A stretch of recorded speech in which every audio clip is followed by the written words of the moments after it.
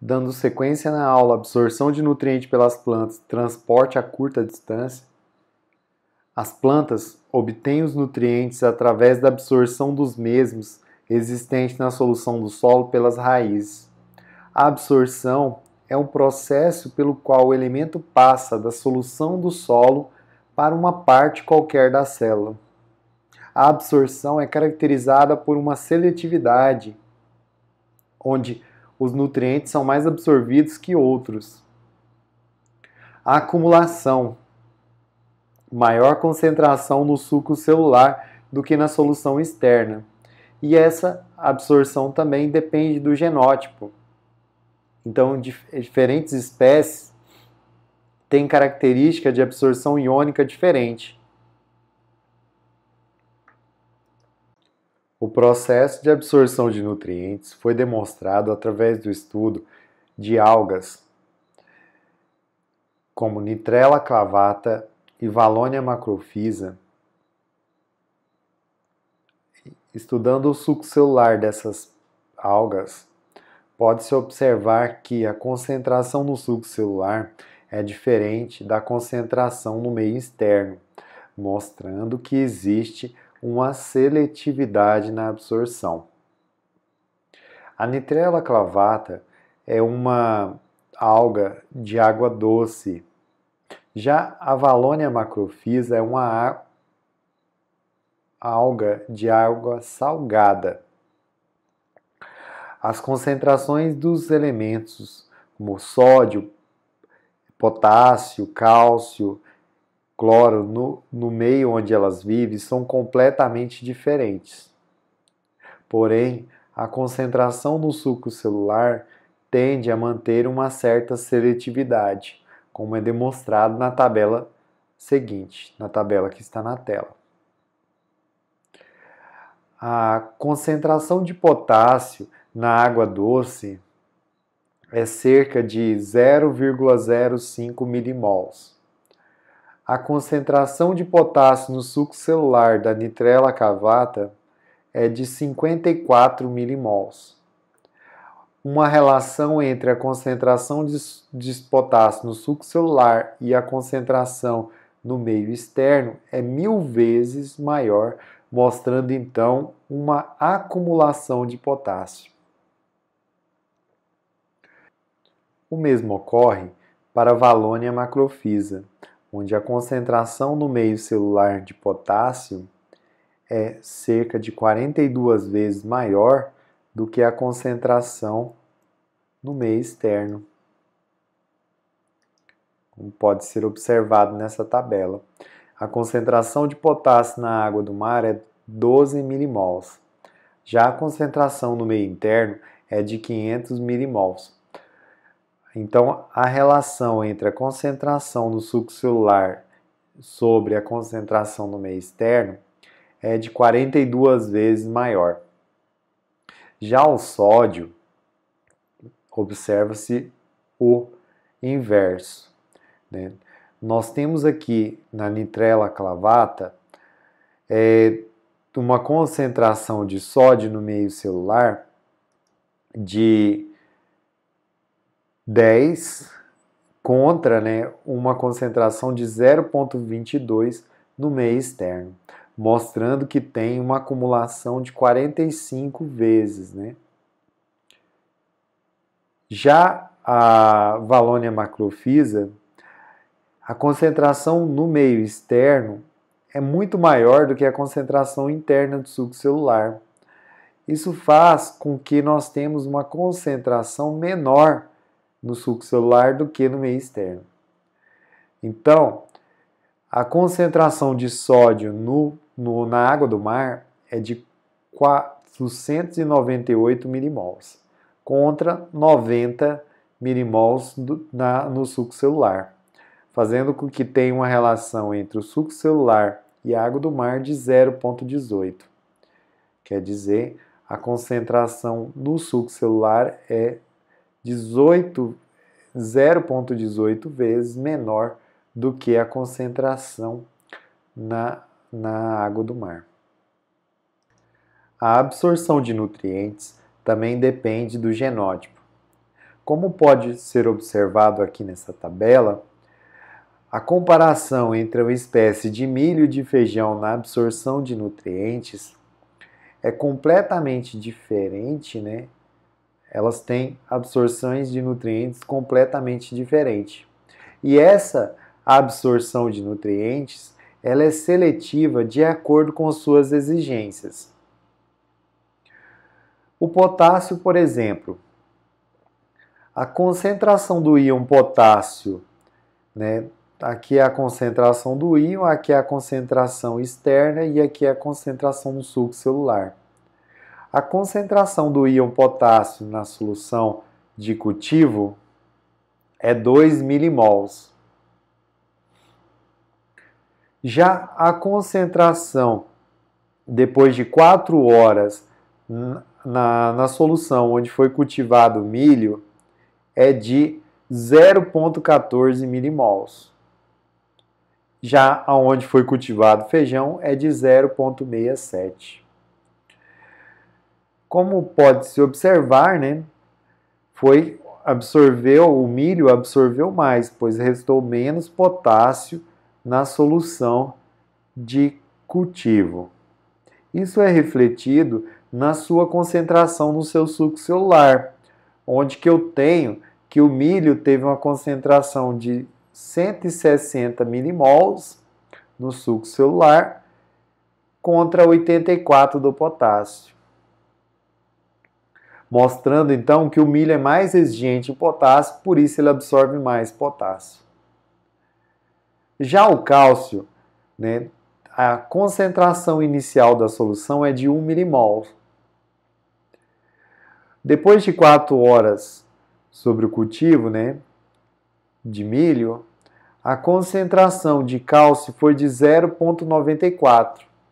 Já a concentração de cálcio para o feijão de 0,59, mostrando, né, que o feijão absorveu mais potássio do que o milho depois das 4 horas.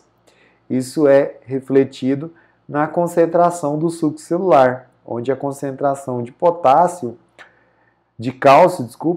é maior do que a concentração de cálcio no suco celular do milho.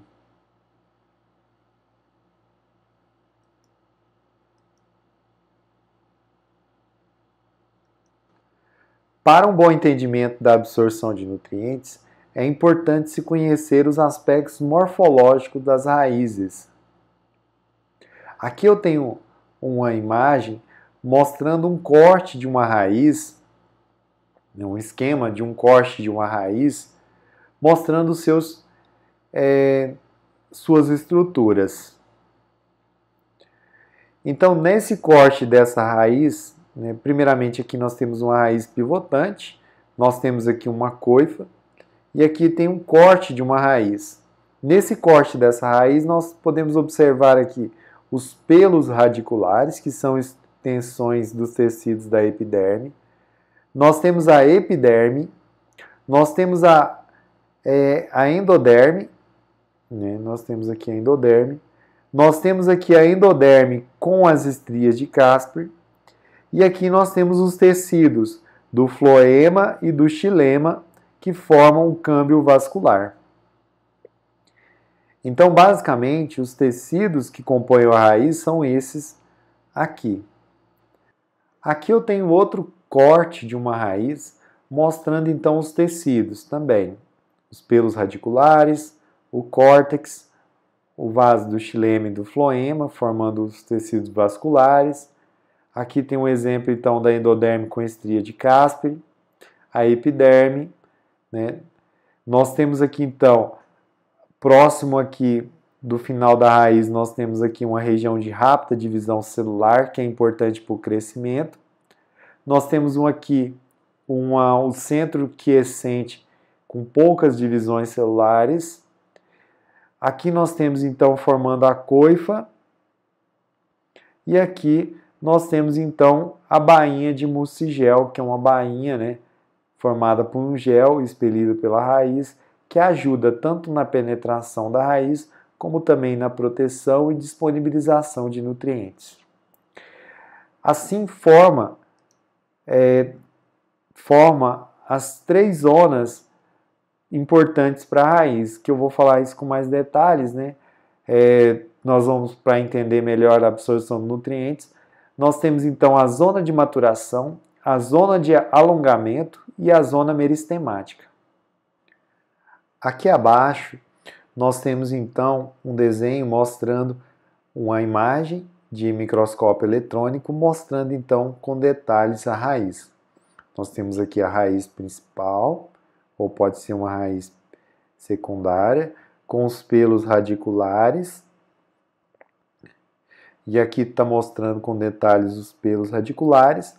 E aqui tem um detalhe das células da epiderme e endoderme, mostrando com detalhes o espaçamento em U e a formação da estria de Casper. Tá? Então, a estria de Casper é uma região suberizada que fica, né, na endoderme, fazendo com que não tenha entrada de patógenos, elementos aqui. Para o nutriente passar, ou algum elemento, ele tem que passar pelo interior da célula. Aqui é um detalhe, né, de um pelo radicular. E esse pelo radicular ele está em contato então com as partículas do solo. Nós temos então as partículas de argila, silt e areia, né? Nós temos também no solo, nós temos a solução do solo e nós temos alguns poros que podem ser macro ou microporos, dependendo do local, né? Aqui provavelmente, por exemplo, seria um microporo e aqui um macroporo ali.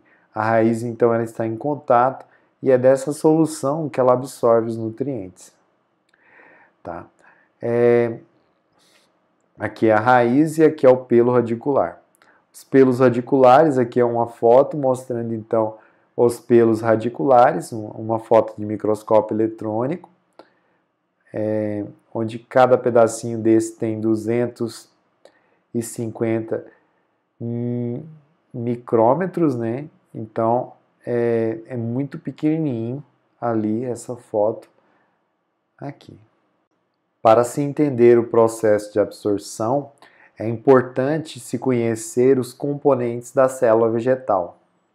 E aqui eu vou detalhar alguns componentes, como por exemplo, a parede celular.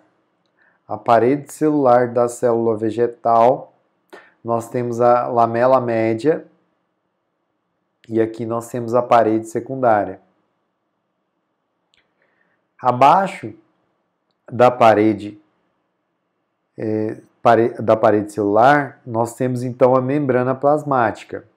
A membrana plasmática que é responsável pela seletividade dos elementos que vão entrar para dentro do simplasto da célula, citoplasma. Aqui dentro do citoplasma tem os componentes da célula, como o núcleo, os ribossomos, o retículo endoplasmático. Temos aqui também o cloroplasto, o complexo de Golgi, a mitocôndria, né? Essa região é chamada de simplasto. Além desses componentes, nós temos também o vacúolo. O vacúolo, ele é constituído, né, de uma membrana também bem parecida com a membrana plasmática, que é chamada de tonoplasto. Então, o interior do vacúolo é chamado de tonoplasto.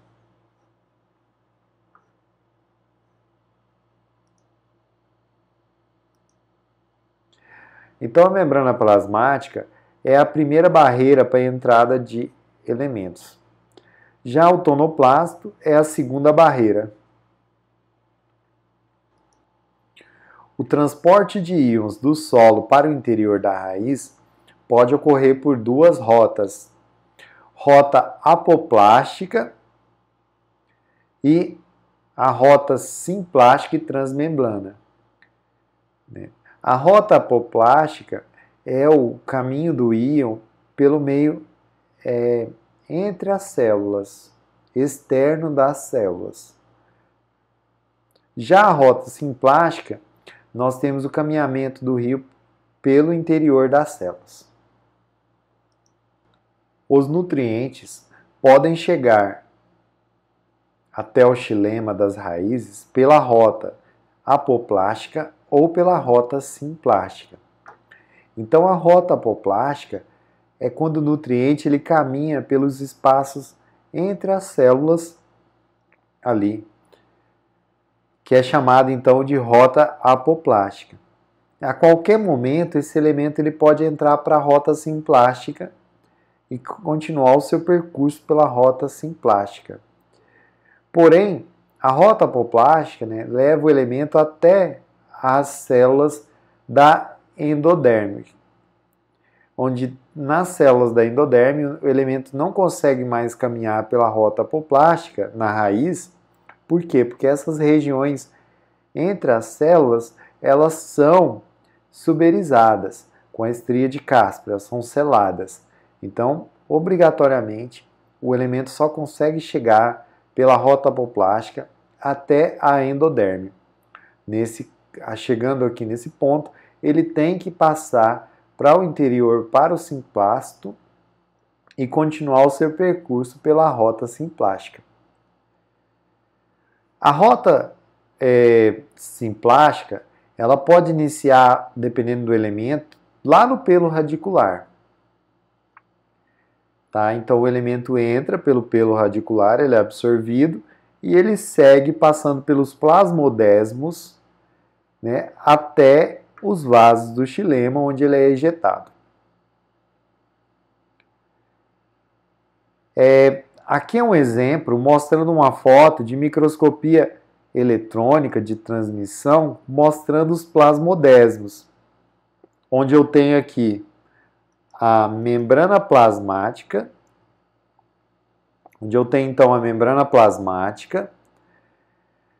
aqui eu tenho a parede celular e eu tenho então o plasmodesmos, que é uma região então que é um duto, que o nutriente pode passar por essa região. Então nós temos, além dele, nós temos redículo endoplasmático e nós temos aqui a membrana plasmática, aqui formando então o plasmodesmos. Aqui então é um detalhe mostrando o nutriente passando pelo plasmodesmos. Tá? Nós temos a parede celular aqui e aqui nós temos os plasmodesmos e o nutriente passando por essa rota aqui, como foi mostrado nessa imagem.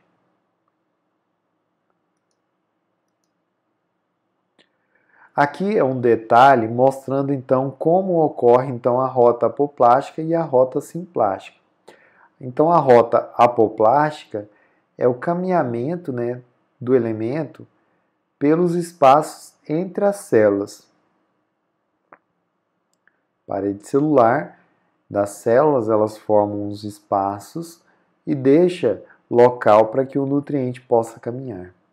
Já a rota simplástica é o elemento ele caminhando pelo interior da célula, pelo citoplasma, passando pelos plasmodesmos, até chegar no vaso do xilema. Então, o transporte de íons no apoplasto é caracterizado por um transporte sem gasto de energia, não metabólico. É um transporte que a gente chama de passivo, pois não há necessidade de gastar energia. É impulsionado pela difusão ou pelo fluxo de massa. É sempre a favor do gradiente de concentração. É rápido e reversível. Então, o transporte pelo apoplasto é quando o íon ele caminha pelos espaços entre as células, que normalmente a gente chama de espaço livre aparente ou espaço livre de Donald, que foi o pesquisador que descobriu essa região. Esses espaços, então, eles podem ser macro ou microporos, dependendo da da característica, né, da parede celular e das células. Esses espaços, então, eles podem caminhar, o nutriente ele pode caminhar livremente com fluxo de massa ou através da difusão, que é impulsionada pela absorção de nutrientes. As raízes têm na sua superfície cargas que podem também fazer trocas, né, de cátions e ânions com troca de cátions e ânions. Tá? Normalmente, né, como as raízes elas têm cargas negativas, é possível, né, que o ânion ele caminhe mais facilmente nesses espaços, já o cátion ele tem uma maior dificuldade para caminhar nesses espaços. Aqui é um exemplo mostrando então com detalhes a parede celular. A parede celular ela é formada de ácidos, ela é formada de celulose, microfibrilas de celulose e de ácido poligalacturônico e de pectinas, né, que junto com as proteínas estruturais selam essas paredes, formando a estrutura. Esses ácidos poligalacturônicos e pectinas são como se fossem cimentos que seguram, né, essas microfibrilas de celulose. Imagina o concreto, né? As microfibrilas de celulose são a ferragem e os ácidos e as proteínas estruturais são o concreto. Então, elas que vão dar a estrutura e a celulose a resistência. Então, a parede celular, né, ela se sobrepõe sobre a membrana plasmática, porém, como essa parede celular ela tem alguns espaços, então forma os macro e microporos, como é exemplificado aqui no detalhe.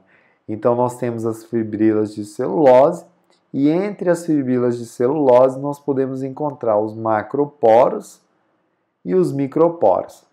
Esses macro e microporos são onde os elementos, né, os íons, eles caminham, eles transitam ali, podendo ser também entrar na troca de cátions, né, e ânions, dependendo da célula. E aí esses íons eles caminham até próximo da membrana plasmática, onde eles são absorvidos por transportadores transmembrânicos que fazem com que esses elementos eles passem do meio externo, né, da solução do solo para o meio intracelular, o citossol.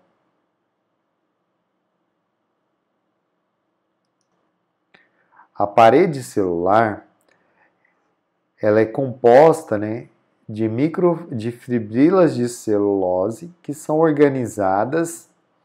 Primeiramente, nós temos a fita de celulose. Essa fita de celulose forma uma fibrila de celulose, uma microfibrila de celulose. Essas microfibrilas elas são organizadas em uma macrofibrila de celulose, que é representada aqui. Esse tubo aqui é uma macrofibrila de celulose, onde eu tenho várias microfibrilas de celulose organizadas. E essas macrofibrilas de celulose, elas são estruturadas, né, por proteínas estruturais que são seladas pelas pectinas e os ácidos poligalacturônicos. Então, essas pectinas, devido às suas características, né, estruturais e químicas, elas podem formar, então, cargas. E essas cargas que são responsáveis pelas trocas de cátions e ânions das raízes. Nós temos aqui uma foto de microscopia eletrônica mostrando, então, a cutícula, a camada uma camada de cutícula, nós temos a parede celular, nós temos a membrana plasmática, aqui, então nós temos aqui uma fina camadinha formando a membrana plasmática, e aqui nós temos a parede celular, que é muito mais delgada, densa, do que a membrana plasmática. Essas fibrilas de celulose, as pectinas e as proteínas estruturais, elas são organizadas formando então a parede celular. Aqui nós temos um detalhe mostrando então uma microfibrila de celulose revestida, né, na sua estrutura de um ácido poligalacturônico e pectinas, que são responsáveis então pela formação das cargas que fazem com que